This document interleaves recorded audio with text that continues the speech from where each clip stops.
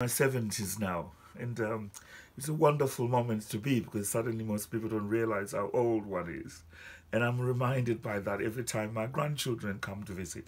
I have lived here since the early 70s, and I came from a history and involvement in a national liberation movement. When I arrived here, I had already been through that period of national liberation movement, direct involvement. I'm not one of those people who left the country, trained, and then went back to fight. I'm not like that. I was born out of an activism within, which was out of, historically, of stories told to me by my grandfather. You were born in Zimbabwe? In Zimbabwe. I'm coming to that. My grandfather in Zimbabwe, yeah, at the end of the Second World War. That's when I was born.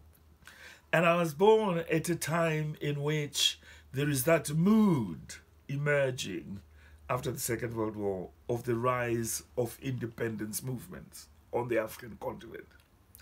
By the time it begins in what was then the Southern Rhodesia, yes?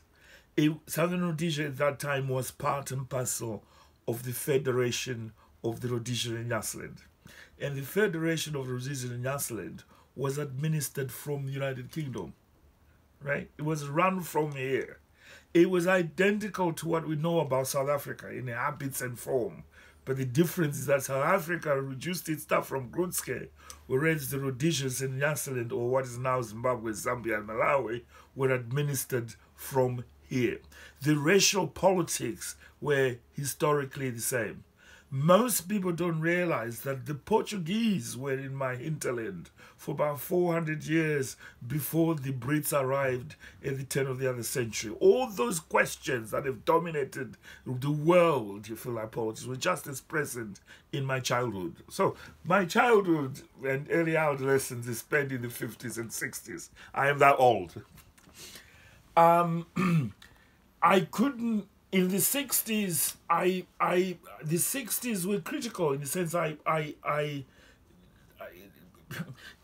went back throughout the introduction in the Federation of Rhodesia and Nyasaland. There were resistances to breaking up the Federation of Rhodesia and Nyasaland. That's the moment in which the independence movement begins, right? And in Zimbabwe, it begins with what was called the ANC, then the National Democratic Party, then the formation of Zapu, then the breakaway into Zano, and so on. And I will explain a lot later about how that does. But for the most part of that decade, nationalist leaders from Zimbabwe, from Malawi, from Zambia were clamoring for independence from Britain. Zambia and Malawi were given independence from the British, and the whites in Southern Rhodesia refused to accept independence on the basis being offered by Britain, and declared UDI, Unilateral Declaration of Independence, in 1965. So resistance had already begun. Resistance had begun, in fact, at the turn of the other century, the first Chimurenga. And this is in the second. The War of Liberation begins in earnest in the early 60s. And in Zimbabwean politics, 1963 is a kind of formative period, because in 1963, there's a group of people who begin to say the only way to defeat settler colonialism was by direct action. And that's a kind of Fanonian way of saying the only way of defeating settler colonialism was through armed struggle. And that is the clarion call that formed Zano. That's what caused the breakaway from Zano, from Zapu, right? Zapu and Zano. And those have become the two significant liberation, independence movements. I was in my teenage years, and as a teenager, the only thing to do was to join where everyone else is going. We got involved in, sabotaging things here and there, carrying guns and petrol bombs. We're not as organized as peripheral, but the mood begins from within. And the difference then between Zano and Zapu is that in Zano there were two things. One, the only way to defeat settler colonialism was direct action. The second, we are our own liberators.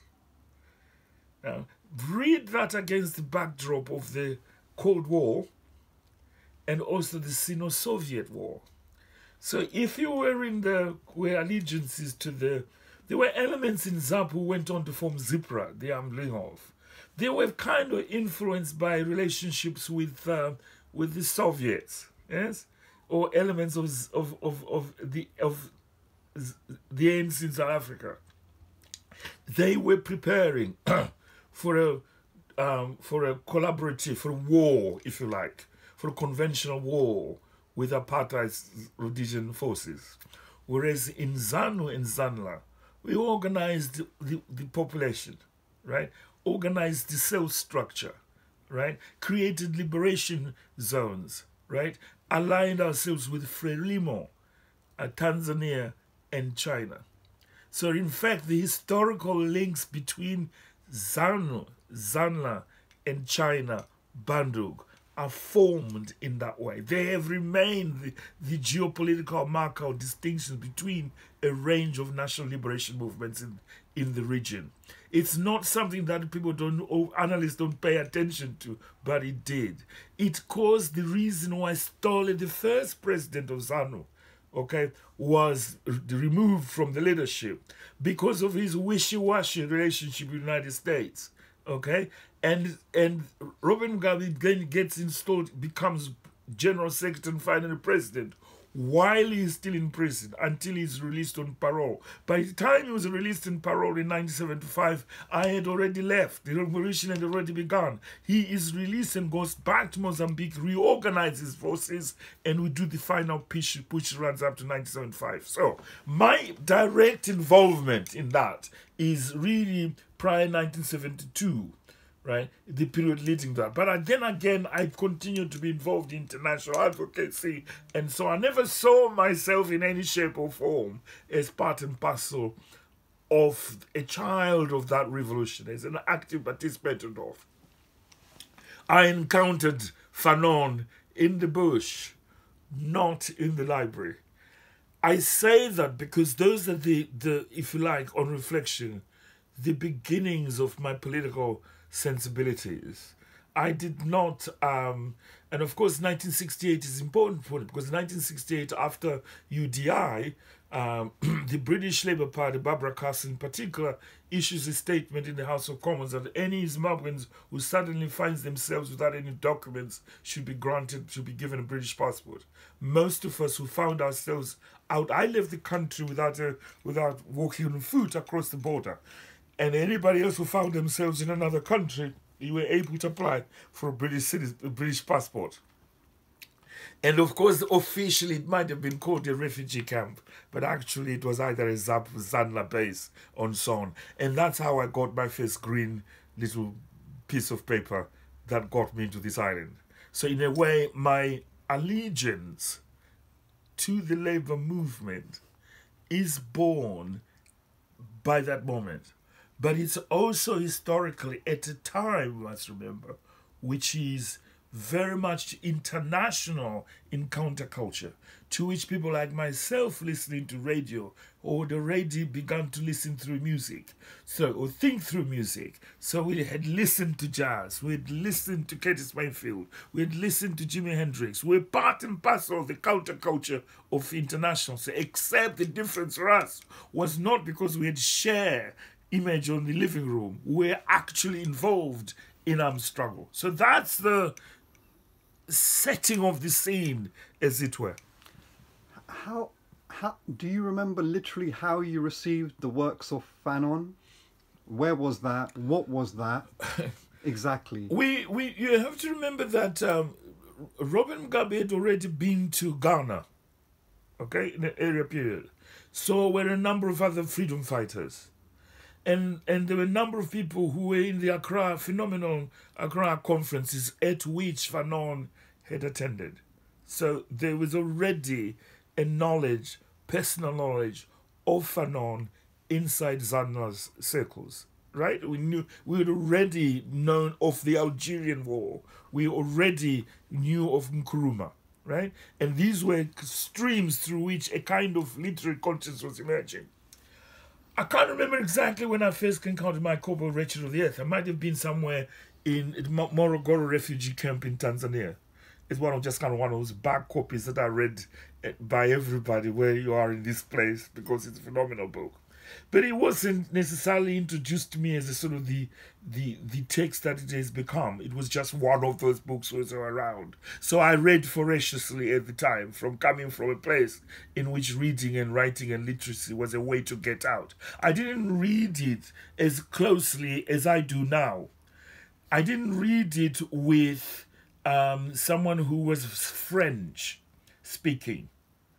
And I think my first reading of Wretched of the Earth, is very different from the reading I then do subsequently, years later, sitting alongside one or two Martinican friends of mine, that I was able to see that which I had not been able to understand, and read back to what Paul Malianga, who is a Zano person at the time, who first said the only way to defeat settler colonialism was direct action. But that sentiment was a Zano statement, but actually it is already inside Fanonian work. So it's a period in which it's post-1969, maybe 1972. Between that period is when I first read Wretched of the Earth. But I was not just reading that, I was also reading Marx. And some of us were fervent. I think one of the things about Zano is that it was kind of dominated by people who had been school teachers and graduates and so on. So reading was a kind of actively encouraged nationally, but it was a part and parcel of the re-education project that was going on during my involvement. So I read Marx during that. I read Marx. I had always had an interest in philosophy, and I read Hegel in the context of trying to grapple with the history of ideas. I was still at the time, I went through the like a circle inside it, and discovering at the end that I wasn't really the conversation that I was involved in. So my experience of reading Western philosophy, radical Western philosophy, was also a story of disappointment, in the sense that I wasn't in it. I wasn't I've had a quarreling relationship with it. So I read it against that kind of background. And I arrive in this country, and the only thing that most African people could do, we didn't come to work in the National Health Service or in the schools as another generation of migrants from somewhere else did. We could only be here as students. And the only way you could be here as students if, as and when you could find some sponsorship from, some benevolent World Council of Churches and so on. So it kind of, the numbers, I belonged to a very small number of people. And reading was the only thing you could do, if not working clandestinely from here and there to make ends meet. So the material conditions of being drawn to reading are much wider than just a fascination with Marx or with Hegel or with later continental theory. I later on, towards the end of the 70s, after the Lancaster House, I became a parent, and I just sort of slipped into teaching. I'm not one of those people who wrote at the back of the envelope and say, when I grow up, I'm going to become an intellectual. It didn't happen to me that way. It just didn't. I just kind of like, I suddenly after this country, this island has been rocked for 3 months with civil disorders led by young black folk, did the institutions invite some of us to come and teach a series of courses here and there? 1979? No, after 1980. I see, okay. 1979, I was still a postgraduate student doing, I mean, I was married and I'd done, you know, my wife was working, supporting us and so on. I was trying to do my second or third MA. I first went to teach in adult and continuing education at Bergberg, taught stuff on race and communities, taught stuff about sociology at Open University, taught about, you know, the bits that would allow me to do here and there in order to live in life. Most of my friends contemporaries returned to Zimbabwe in 1980 as part and parcel of the national building. I didn't, and my life took on a different direction. Okay? That, in a way, is what happened. And for the most part, my immersion, although I'd been involved, I was aware of what is going on in British politics. It begins in earnest, in a serious sense, around 1980, when I went to work at Open University and when I began to do some work in adult education. That's my real practical entry into a proximity and affinity with the Labour Party. If you don't mind, I wanted to go back a little bit. Okay. And ask you, how did you reflect upon and what impact did the discussion and differences between Nyerere and Nkrumah on their strategies of Pan-Africanism, regionalism, or continentalism? Did that have any? Did you have any? No, I don't think. I mean, these are sort of after inserting and reading. In that might have been a little footnote, which we did not experience in that way. I think solidarities at the time, the key word to think with is solidarities were born out of a broad anti-imperialist story. Get off our backs, right? And on one hand, and on another, the forms of resistance to that get off our backs. So you begin to see a pattern in Africa in which there are negotiated independence stories and ones of armed resistance, armed struggle.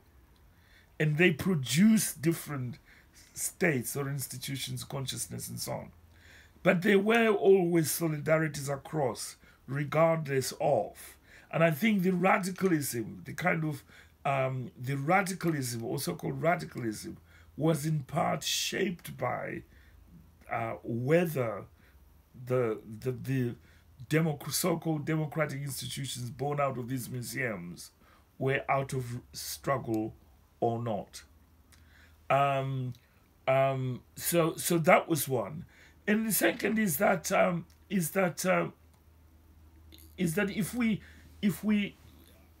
think if you line up, okay, Nkrumah, Nyerere, Mandela, Joshua Nkomo, Robert Mugabe, Kaunda, NASA on a line, yes, okay, they're all figures, you know, dominating Pan-African policy at the time, but they're not identical to one another. And the question is, well, what is it that marks their difference? Some of it is answered by the impact, the adverse impact of the Cold War. The other is the Sino-Soviet war, because these are, if you like, geopolitical questions that are impacting on the independence movement in Britain and in India. And you mustn't forget midnight, 1947. It unleashes, okay, a mood of self-confidence in the global south. This is not stuff that we were given on a plate. This is stuff that was born out of blood and sweat, still is.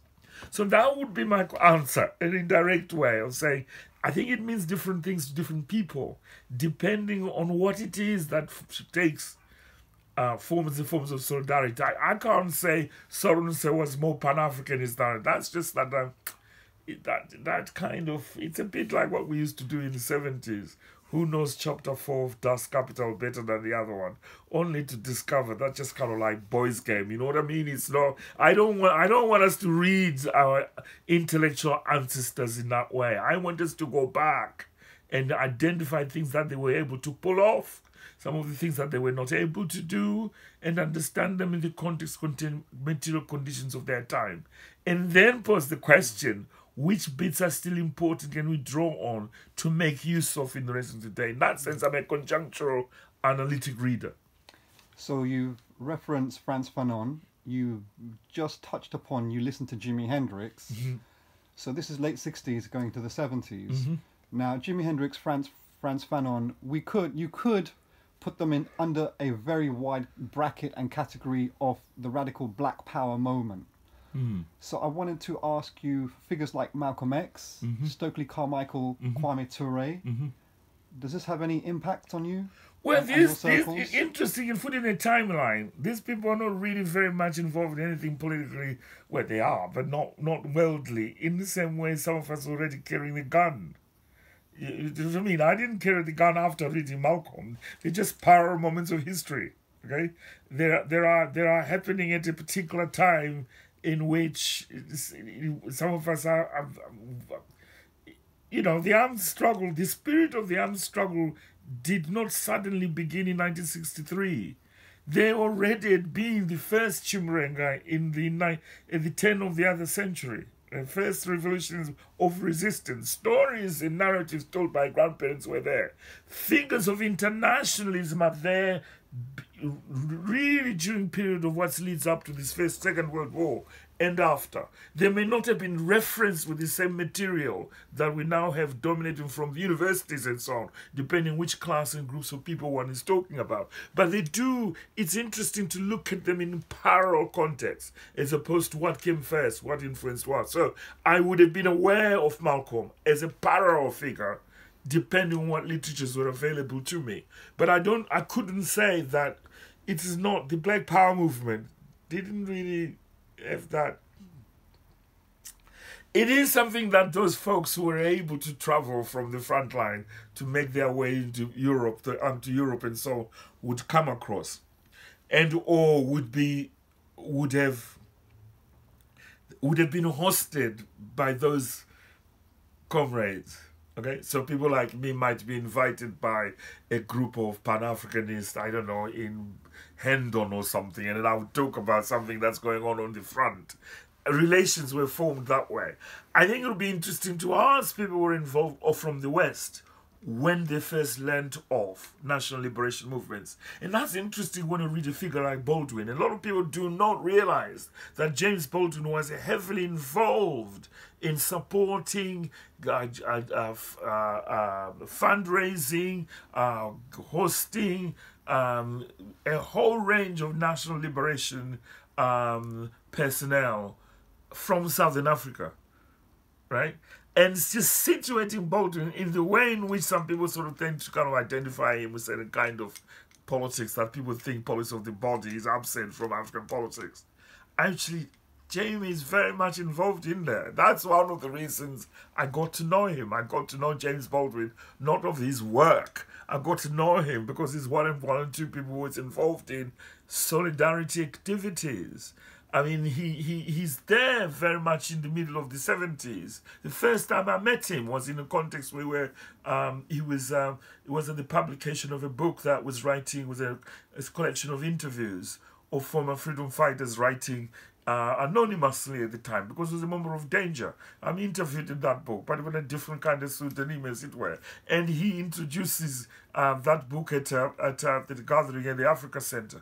And it would be unthinkable now for people to sort of like imagine James Baldwin speaking at a meeting in which some of the people messing around the room were former Zipra or Zanla freedom fighters. And that's important. That's interesting trope in the archive to find. What is the relationship that these figures in the West found when they encountered some of us who were already carrying the AK-47 on our back? It is not the case that we carried the AK-47 because somehow the Black Panthers had come into the room. You see what I mean? I read it the other way around. You're passionately into music. You play saxophone. Yes. You've got a guitar here and a few other bits. Yes. Percussion. Yes. When do you start? Well, music has always been there. Music has always been a part of my life. Music. When do you start playing? Music, playing and listening, and hearing and thinking with it have simultaneous things with me. Let's just take the saxophone.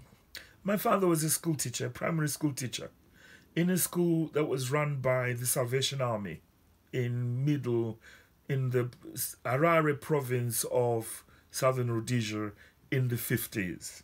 Okay? And the wind instruments of the Salvation Army are everywhere, yes? And I used to clean one for my father with. Okay? So it's physical bits in my life, right? But I didn't spend my childhood with my father, my mom and dad. I stayed with my maternal grandfather. My grandfather used to make right. This is from a horn, and right now it carries he smoked snuff. This was his, but he would make a horn which you can blow. And he would play that to sort of either to kind of warn that the baboons are coming to eat the maize, or to summon everybody to his court. So that's the other sound of, in the kind of even moonlight of the night, when you can hear the sound, was the sound of the horn. So those are kind of formative, sonic bits of those instruments with me, right? Jazz is both something that when I first heard it, I just wanted to go. I think I wanted to go to Durban. Okay, it was for me something to do with Durban. There was something so cool about it that you could hear it and not have a superstar. Okay, in Maputo, Mozambique, was a radio station which was called Radio Lorenzo Marx, which used to blast all of 60s music, and it's a Portuguese radio station. And the Portuguese have this kind of assimilado Habermasian question. We can talk about what they think inclusivity was. Whereas the Protestant Rhodesians in South Africa, there was no rock and roll. They saw rock and roll as something deviant. Okay? So rock and roll, jazz, soul, and so on. First of all, there is this kind of sonic origin in which I begin to associate an instrument and sound in my growing up, and then its culture and social place at a particular period of time in history, how it shaped my adolescence. I used to walk around with a bandana thinking I was Jimi Hendrix or Inconsistent. I knew everything about Polycape. I still play it, and say I sometimes talk about every single year of my life through a particular album or particular sound. So it's interesting. It's been dominated what I would call black sounds, black musics. So when listening to Jimmy, it was listening to black music. There's something about a local Zimbabwean band, okay, playing Hey Joe, which is very different from listening to someone. It's almost like a restoration. As it happened, I formed a rock band, okay, in my sixth form, but the purpose of it was to smuggle arms across the border, playing at these at these isolated hotels and so on. So one trip we would be carrying people who are escaping the country. On the way back, I'll be hiding bits and pieces in the drum. The next bit, we would cut fences on some military base and take away their walkie-talkies and give them. That is the kind of incendiary, weird thing that I used to do, okay? Under the guise, George is on stage, belting up all along the watchtower or something. So for me, music has always been connected with that. So it's kind of like this. So the saxophone, psychologically, is part of the inner me. It's the substitute to otherwise a fascination with psychoanalysis. I resist that even much as I go to it. I don't know whether that answers your question, but there we are. I play to an audience of one or two because it's very personal. I don't perform, as it were. I play. It's a place of solitude. Okay, it's like a core response thing. I probably would have been. I have been, because of who I am in my family. I'm a carrier of I'm the custodian of what is called what I call a chair. I'm the oldest son of 2-3 generations before me in my family, and I carry on my shoulder the role of a griot, and sometimes solitude with some people. might understand in a kind of Jesuit form is a very good way of, which is not the same thing as being lonely, is only occupied by the story of jazz or by the story of the saxophone. I think like a jazz player. So you get your green card. Yes, that bit. Well, my first, my passport says given right of entry for 3 weeks. What year, month, do you remember? It's early 70s, 74, 70, end of 73. It's called, it says given leave to enter for 3 weeks.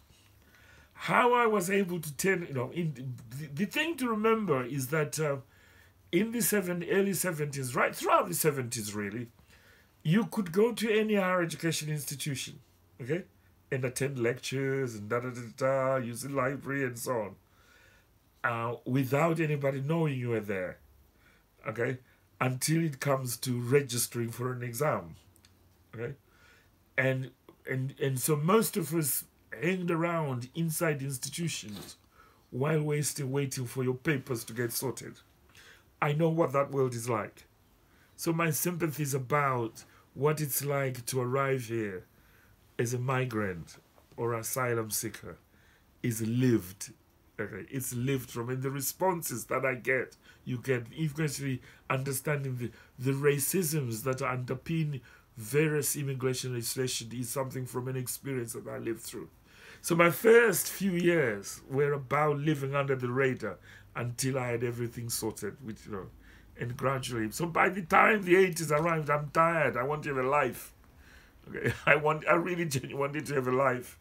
And in many ways, it explains why I didn't want to go back to my home and become a diplomat. I didn't want to go and live in a farm. I didn't want to go and join government. I tired. I'd done that. I felt I'd done that. I just wanted to be a dad for a change. And I spent for the most part of the 80s, 90s, being a father. Okay. And I hope I did something about that. My relationship with my dear half, Claire, imploded, and I decided I couldn't do it again. I'll just kind of live on my own. Some people say to me that I'm a much better person as a griot.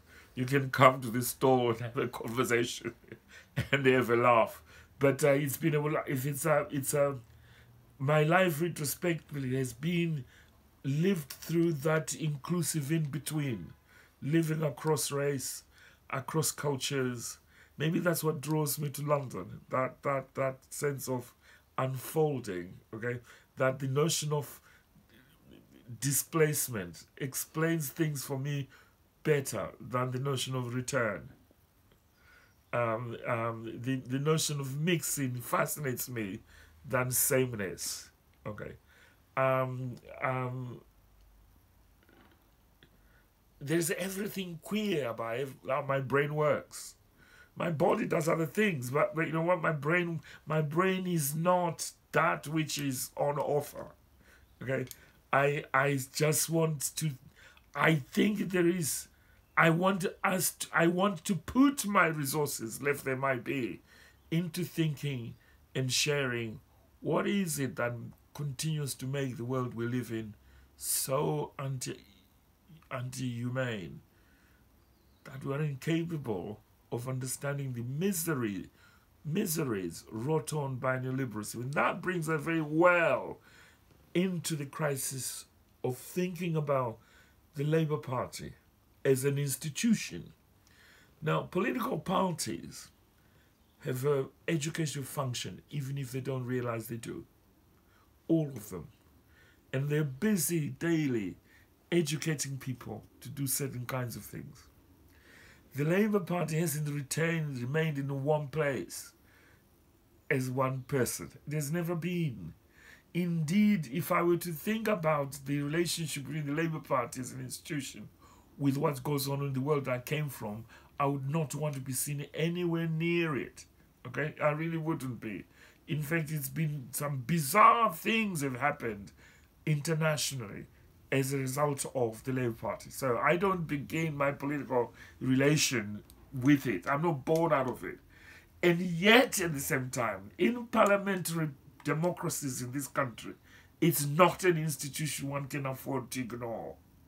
So I understand why some people are drawn to it. Okay, I understand people's passion to try and shape it one way or the other. Right, I understand the events that have driven certain moments. So if I go to now 2017, for example, okay, it is not for me driven by this sudden realization of something. It came from, even Corbyn himself didn't think he was going to make it to, excuse me, to the second ballot. He was kind of, if one is able to understand it conjuncturally, what is it that produced his leadership?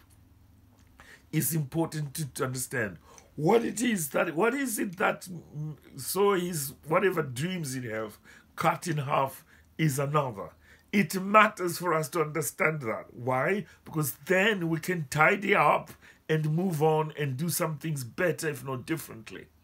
If we think it is possible to arrive at some sort of generous tomorrow in which things could be different without naming what that alternative could look like, we're kidding ourselves. And I underline that. I think what the Corbyn moment attempted to do, did not succeed, attempted to do, is to imagine what an alternative could look like.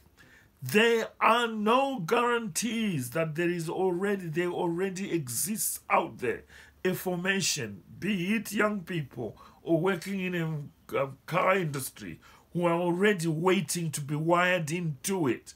That is bizarre. That can only come about from the educative function those institutions make so that people can identify with it. It almost carried it off.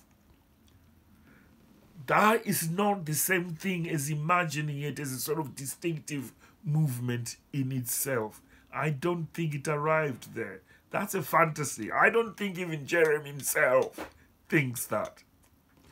I think there were some attempts of a certain kind born out of a certain moribund to the right or to the right or to the left of the left part inside Momentum, who thought they could do something. They could do a sort of militant of a different kind, which is nice. It reached a doctrinaire. We knew it would get, nobody could have done, but at least they tried. No one, including myself, anticipated the wrath of the establishment in their response to what appeared a dream. Now, I think the way in which it's played itself out in those things that we used to care about deeply, around the politics of race, for example, is symptomatic, emblematic of what I've just preferred. It is not because, okay, anybody who might consider themselves as a kind of Corbynist did not foresee.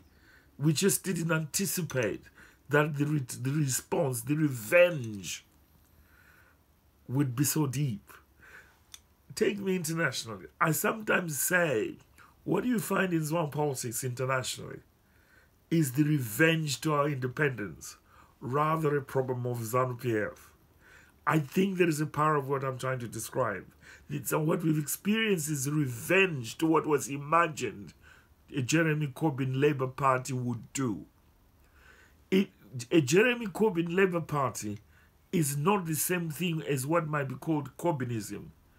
Now, when people like Paul Mason or a number of others who go on about Corbynism, if you put them on the squeeze and I ask them, what exactly does Corbynism mean for you? It's almost like there's this word that's gathered momentum without any meaning. I mean, what does it mean? What does it mean? Is it just fashionizing something? Saying there was something new. There was certain interest among young people. There was, for the first time, this was the largest political party in Western Europe. Now, that did not come from some sort of being fooled. Something was going on. Something was making young people sing, oh, Jeremy Corbyn, you know? What was it? And that was not because something inspired people. So for me, it said it is possible to produce another politics. It is possible to imagine a populism of a left kind, incomplete as it might be, but that's not the end of time, okay? And I think that some people didn't realize what Stammer was up to, okay? I don't think, well, if they did, I'm petrified what else they're likely to do. Because if somebody can lie to their own family so successfully, what will he do to people who are not his family?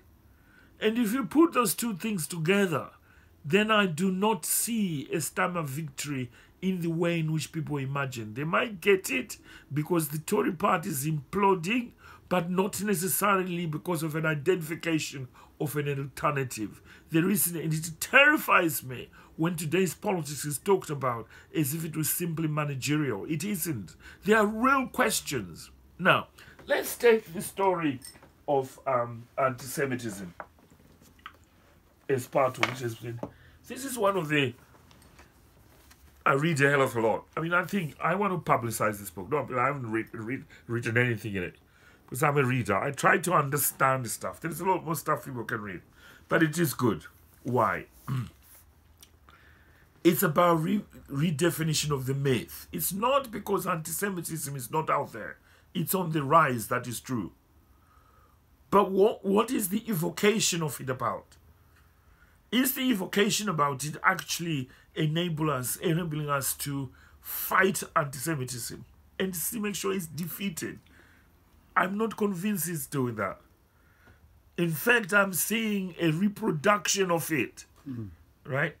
Okay, I'm seeing it being, to use a word people refuse, the argument is reactivated, not to enable us to understand, and we do need to understand the nastiness, the horrible nastiness of anti-Semitism. We really do, without qualification, right? But I think it's a dangerous game to play, of playing a holier than thou for weird purposes, especially when those kind of purposes are to do ensuring a volume of other miseries are enabled, one. And second, to end up in a scenario in which some long time, okay, to the bone, anti-racist, black feminist, and imperial, staunch, veteran Labour Party personalities like Diana Abbott become the target of the Labour Party itself. That tells us something not about them, but about the time. What is it that's making the political shift, the Teutonic, to shift into the right? And I think that has been enabled, right, by the reactivating anti-Semitism as a disease of the left. Now, I'm not saying there is no anti-Semitism of the left, but what is it? Let's just get at it better. I think the Palestinian liberation struggle is one of them. For me, it comes into my spectrum as part and parcel of the unfinished business of national liberation movement, something that is still part of that. It's still part of my making. I understand it because I've tried to refinish and read again and again. Why do I read? In order not to slide easily, okay, into the idea of a collective Jew being responsible for, as if there was such a thing, right? But at the same time, try and understand, well, how is that produced? How does it become a moral panic? And how do you fight it off wherever you can? As you and I speak, if you ask people to go to Google, which they do, and have a look at the UNRC definition of anti-Semitism, and they read it, and then put it alongside everything that Jeremy Corbyn has been accused of. There's no fit. You won't find it there. It's just everybody does that. So you're left with the question, well, what is this secret thing that he keeps on being accused of indirectly? What is this about? And it's not good enough to say it's a smear.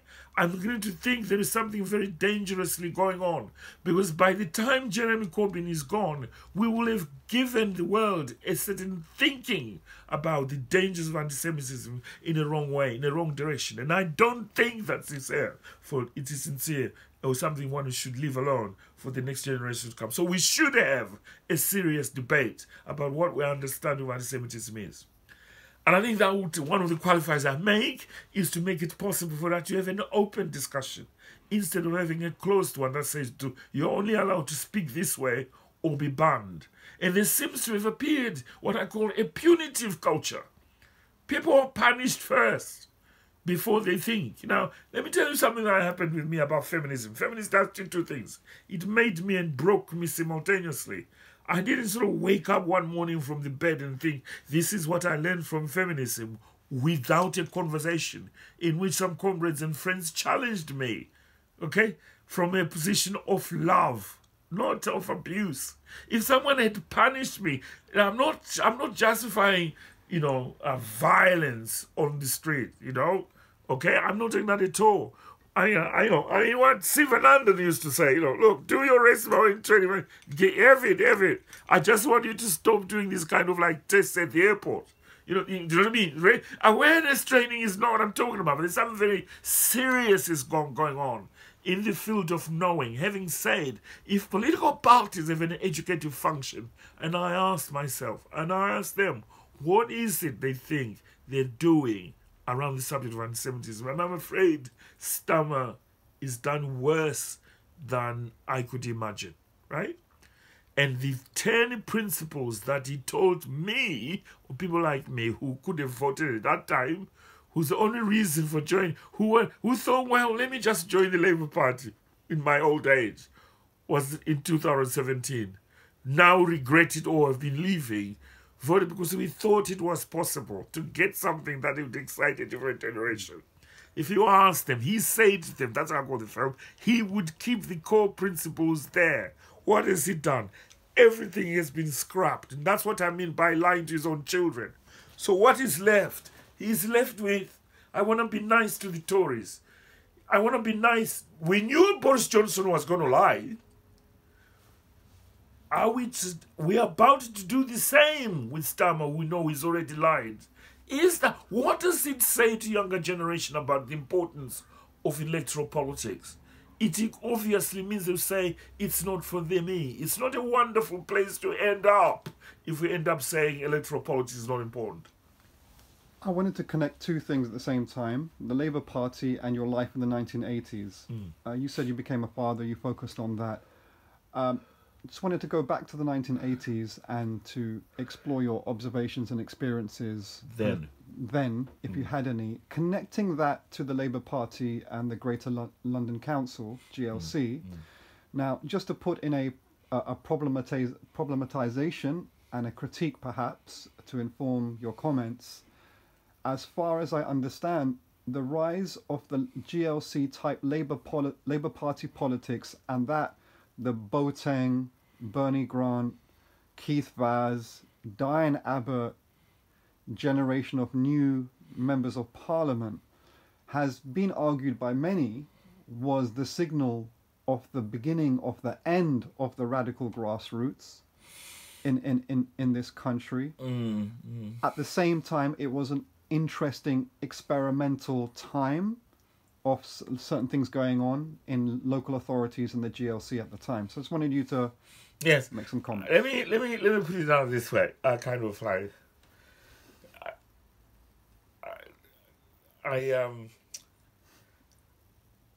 The cultural politics of the GLC in its last few years. And when we talk about the GLC, it's not its entire history.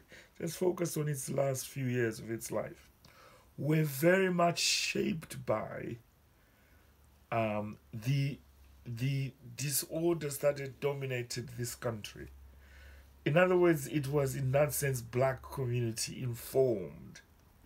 It was the period for the first time we found paid up, feminists, black radicals and so on, also working as policymakers for the GLC. Okay? It was the time people like me were invited to teach in FE and HE. Okay? It is the beginning of that moment. It is a moment. It's not the end of something. Okay? It is the first time that which might have been called the CND get in with its new left beginnings. And people would, it was the first time in which you could find voice newspapers or anti-apartheid leaflets in the staff rooms of, say, colleges and the GLC. It is the first time the conversations about the histories of black presence in Britain were at its peak.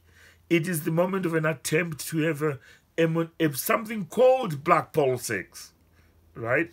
and something which is rooted in community organizations. What happened is that those institutional structures in which a proliferation of a culture could take place were precisely the targets the right did. Thatcherism destroyed all those institutional pockets of resistance and life. Right? So I don't read it. I read it as an interesting experiment of what could be possible if you have a cultural politics.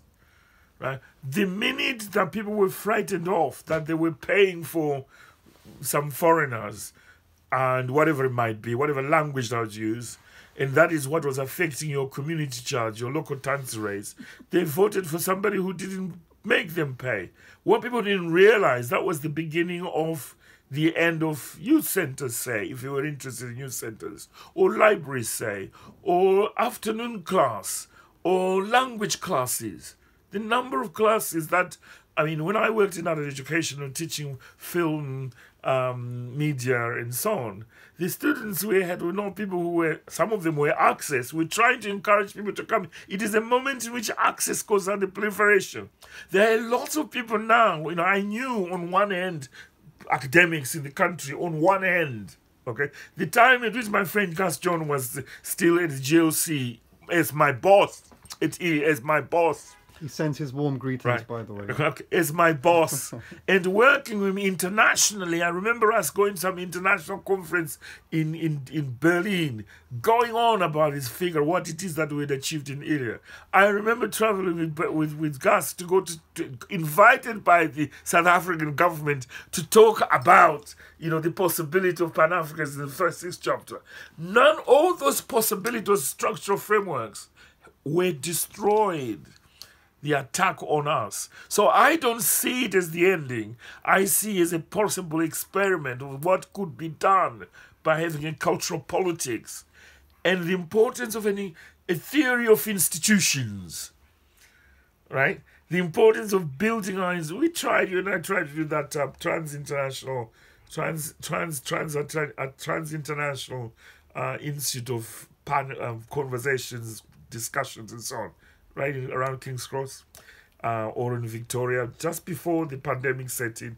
You know the difficulties of trying to build institutions when the very idea of institutions itself is under surveillance and suspicion. It's difficult stuff. We need to address that. That's what causes what we're talking about. It is not as a result of the end of politics. In fact, it's an interesting way of imagining the end. Now, so I don't think Gus John on one hand, or B. Campbell on another, or Paul Gilroy, or myself, for that matter, would have ended up working within that earlier politics at that time, were it not because there had been civil disorders carried out by young black folk on this for 3 months, wasn't one-off. Now, I'm not advocating, therefore they should go on to riot, but I have a responsibility to own up and say, instead of, what is happening now, everybody I knew then has become some goddamn consultant. And if you ask me, what the hell does that mean? That tells us something about the way in which that space was invaded by neoliberalism. So it's not about the end of it. So I spent the 80s really in that formative, exciting place. In adult education, in youth and community work, in policing issues, in housing matters, in advocacy, in building organizations, in leafleting, in defending libraries, in the Black Bookshop, in the Creation for Liberation, in establishing solidarities in London and Bradford, and so on and so on. They are the same ones that were crushed by.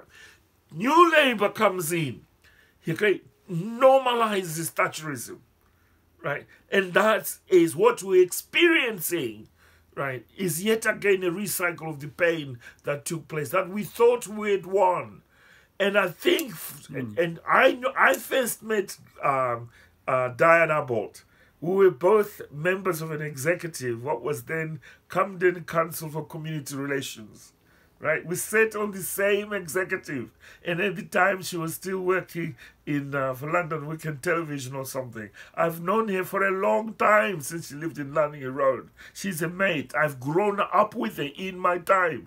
I knew Bernie Grant personally. I went to teach at Haringey College, which was opened as a kind of first tertiary education in Haringey in the 80s, partly because of the response to Broadwater Farm. And again, at the time, I was heading an access program linking it to the BA Combined Studies Middlesex Polytechnic, recruiting black students who were absent in these kinds of institutions. And that was possible in the 80s. So I think what is important is to go there and say, why was it possible? That's one importance of I play, by going to the archive and see what you can dig out. What happened to the image Brixton? What happened to Southall? You know, how many people really still think Blair Pitch at all? How many people are still ambivalent about punk as I am? Okay, I kind of understand its lefticism, and sometimes I've got into quarrel with people. But how many people also know the figure of punk in Southall and what came with, you know, one of the things that might emerge is to think about the site of popular culture without guarantees. Yes, there was something very liberating with it, but there was a question mark. Yes, there's something quite fascinating about David Bowie, but there is also a moment in which something, I mean, Eric Clapton, I would never say. You know, I mean, there's all that was questions that the archive tells you. One can go and listen to Crossroads. He's a fantastic guitarist, Eric Clapton. But if the minute I have that image in front of me, I can't play that music. That's just me, right? So the archive is not an innocent story in that way. We need to revisit the 80s properly and pick up the things that we learned, where they came from and why it was possible. More so now, because we do need to reinvigorate defending our communities. And it's not an abstract thing I'm talking about. It really matters even more than before. We are now under surveillance much more than before. And it's almost, I want people to, if I'm going to be animated, I want people to think of a state of danger. Right? And if there's anything that connects with the abolition movement, is because everything that I want to abolish, I mean, everybody keeps on talking about the Metropolitan Police have report after report. Very few people talk about getting rid of it as they did with Northern Ireland Police, right? No, what they did in Northern Ireland. I think what they did in Northern Ireland was a majestic. They abolished it and constructed a completely different police service that was not just about loyalism, but was accountable to both communities. And what happened to the Mott, nobody really wants to own it anymore. Okay? And that can only come from a politics of institutions and how those institutions, local or grand, are accountable to us. People have to have a sense of purchase in a community for them to have a say in it. And increasingly, the communities that have nurtured my life, okay, increasingly feel they're outside of it. I don't usually use the word left behind. They're just outside. They become the new enemy, yes? So the 1980s, with all the interesting things that were going on, I mean, often in history, you can have two things in contradiction. There can be something really wonderful, but at the same time, something that you can see the seeds of its own destruction, or another trend that pushes against it. Both things can happen at the same time.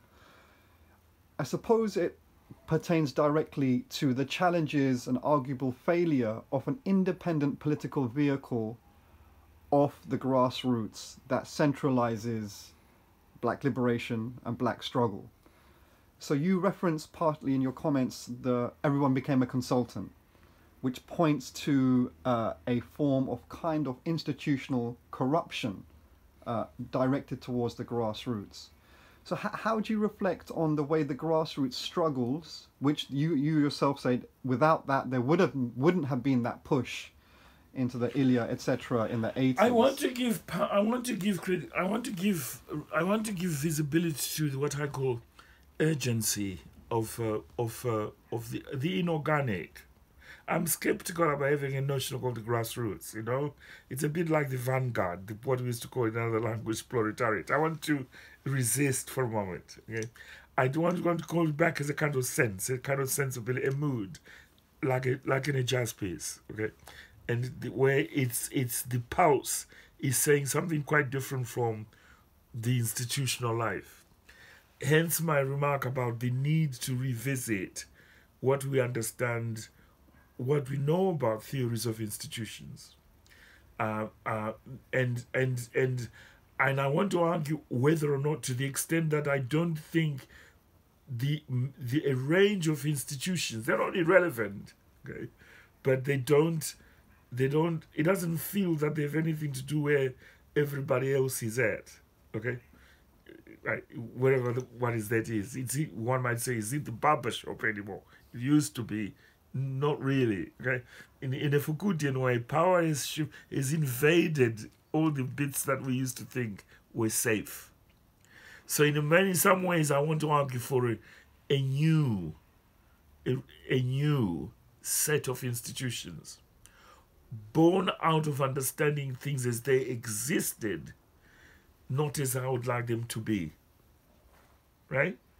Now, and that's a challenge that the next generation has to make.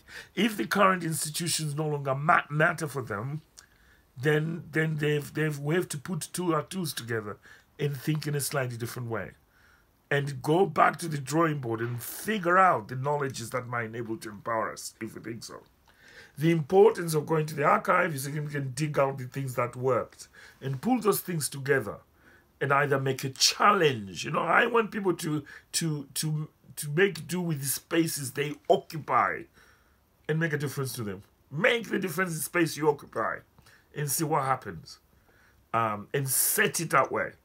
Instead of, I know a lot of people who went into the Citadel, and the gates to the Citadel, they only open them, every now and again for 2 weeks.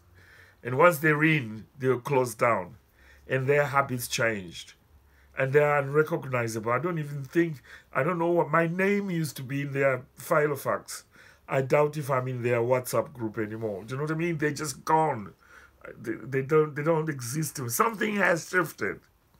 And I am trying to ask that question, what is it? What is it that's made my generation, which we thought we could see Babylon Kingdom fall, are now living with a king whom I wonder whether he's going to drop dead first before I do, or whether we're going to... I'm unlikely to see the reign of Willie, but, it's a challenge in that regard. What sorts of institutions might they look like? So the question of theoretical, we're paying attention to I think a theory of institutions matters. Why am I saying that? Because I live in academic, I do intellectual, I've been lucky to live intellectual life. I'm not an academic in a traditional sense. I'm interested I think it matters to think, but I don't really belong to the ivory tower. And most of my life has been working with students for whom the culture of learning, their learning biographies are not as straightforward as that. And I found that exciting. And I've been lucky to spend 40 years of my life doing just that. Yes?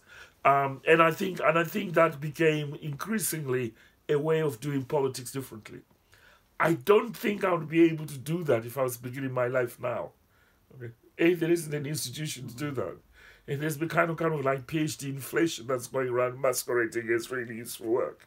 And I sometimes end up saying I feel sorry for the trees that have been cut down, for the rubbish that gets produced. Everything. It's okay. It's not.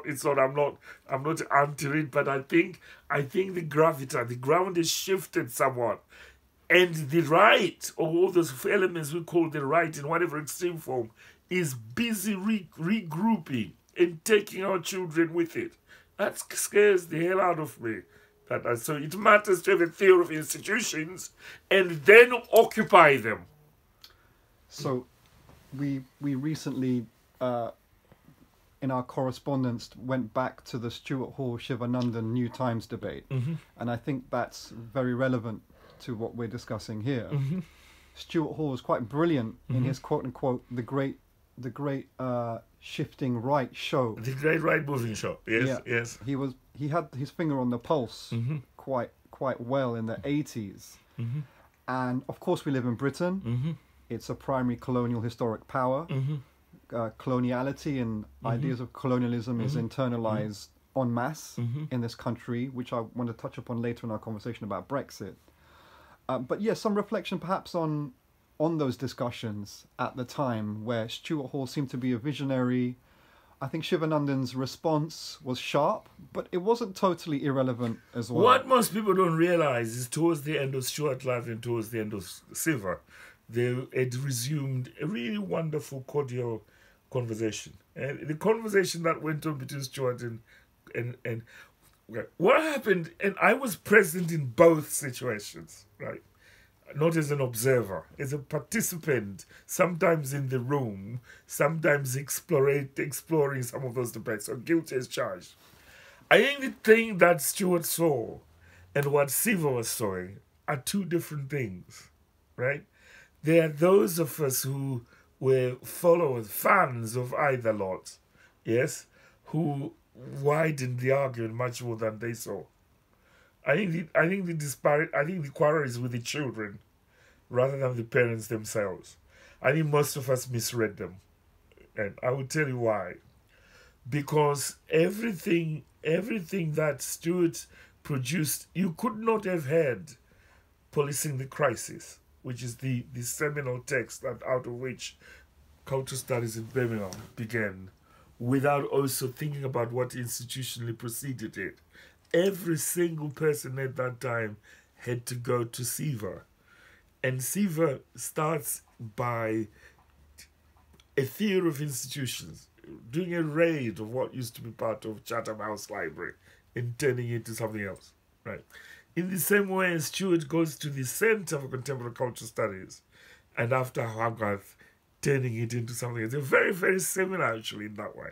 They're both saying different things at the same time. We didn't read them in the spirit in which they were both talking.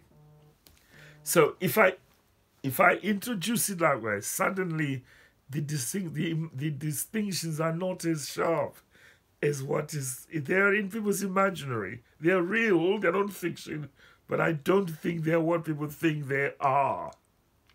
They are sharpened by what it is at stake at that time. Stuart is at that moment preoccupied with questions of culture, questions of the popular, on one hand, and the making of a new intelligentsia that is attentive to things as they exist could look like. So one can't understand Stuart without going back to the history of New Left. You can't understand New Left without Suez and Prague, right? And you can't really understand why his editorialship of the first New Left, the first 2 years of New Left, he leaves it without noticing the racism of the left. Okay? So what is opened up by looking through the biographical notes is a proximity with Silver that really most of us hadn't understood properly. Right? We are his followers. There were blind spots in both of them. Okay? Because of their tempo, their interests, their formation, and so on and so on. But I don't think there is a substantive. I think the response to New Times was exaggerated, partly by the conversations that were taking place at the Institute at the time. And I think, in my view, I think Silver got it wrong. Why do I say that? Because Stuart is reading New Times as a Gramscian scholar, yes? He's asking, what is it about now that we didn't see before? That continues, when everything else looks possible, everything seems to collapse in a slightly different direction. What is it? Some of it is our inability to understand the New Times as if history remains in one place. We still talk about October Revolution, 1917, on one hand, and the real absence of thinking with the very material Siva is advocating. So in a sense, there's a disjuncture, right? If you take the full volume, the full thinking, as I understand it, of what was supposed attempted in the meaning of Western class, it was really trying to have a third world politics, right? Informing the present. Stewart is saying the same, but be it differently, right? What Stewart was resisting was a hierarchy, right? Saying this is more, and I found increasingly Stewart more open, but that's to do with because he's a teacher, you know, and these personalities played into it. He's more open to a new politics that is emerging on the margins, right? In a way in which in the Institute, although it comes later, it is not one of, it's not constitutive of what they're talking about. It doesn't mean what they're talking about is not important. It's just a sort of like, it's a crossover, right? And I think some of us devotees of both didn't do justice to what was an open conversation. Now, Stewart was very early on a critical relationship with Marx, in which many people haven't given him credit for, right? He's of course concerned about what's happening at the turn of that century. He's thinking it through a number of kind of critics that are non-formation. But he knows what they're blind to, and he talks about it. In fact, the whole reason why we had something called the Center for Contemporary Cultural Studies could not have taken about without the seminar on method or the Grundrisse. And there was no one doing that kind of very serious work on the left, even now as we speak. And that's, for me, says something about how come reading is important, how comes to read. Okay, let me get to the center of debate itself. Was New Times Hawker? I just need to put in a charger so we don't run out. Can you just drag your thing over here? Thank you. That's great. Perfect.